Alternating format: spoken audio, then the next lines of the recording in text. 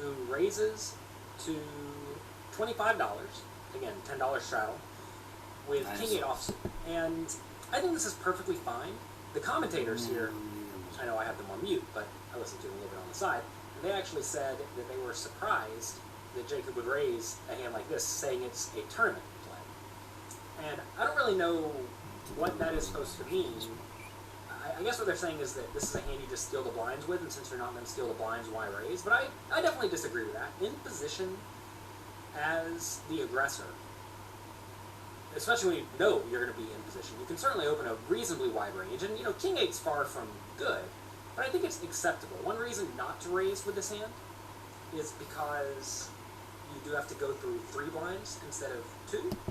But I still think it's fine. Maybe they were referring to the raise size as a tournament raise. They weren't really clear in what they were saying, but I think 25 is also a perfectly fine opening raise, especially if they think the players in the blinds are going to make post-flop errors. So I have no problem with this raise with King 8. So he does raise. Flop comes Ace 8-7. Veronica with Queen 2 suited, who defends the big blind, which I also think is perfectly fine.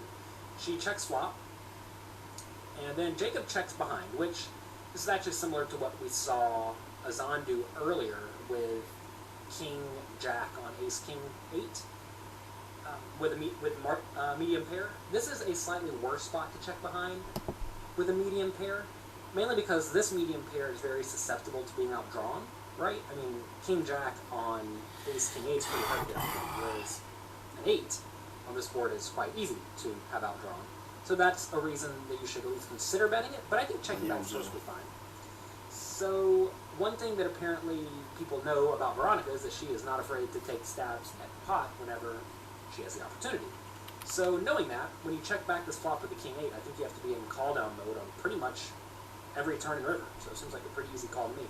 Sure enough, Veronica does fire with the Queen 2 suited, and this is a tough spot, because if you think your opponent's only checking back with marginal made hands with the intention of calling down a lot of the time, or at least calling down in a somewhat balanced manner, you probably just shouldn't be bluffing with no equity hands. You'd much rather bluff with some random 9 or 5 or heart draw. But she does decide to go for it. And the times you want to go for it are when your opponent's going to check back with marginal made hands and then find a fold by the river. So this play could be either very good or overly optimistic. Depends a lot on what Jacob's going to do. So she does bet 45, which is quite large. I don't really mind a large bet. But notice here, Jacob just folds. And I think this is definitely a mistake. This hand is definitely strong enough to call a turn bet and call a river bet most of the time. And again, if you check back some aces on the flop, and some 8s, and some 7s, this is definitely going to be in a turn calling range, even facing a somewhat sizable turn bet. And then you have also a pretty easy call on the river, especially if you tell me my opponent is perhaps a little bit too loose and aggressive. So I definitely do not like the way Jacob played this one. And given Veronica's somewhat large bet just got the immediate fold, that makes her bet fantastic. So pretty cool spot to bet, where perhaps I would have left money on the table, because I probably would have just checked, folded the Queen 2 suited, and just realized you're not winning the spot. But if your opponent's going to check back medium pairs and then just give up, it's clearly a great play to take a stab.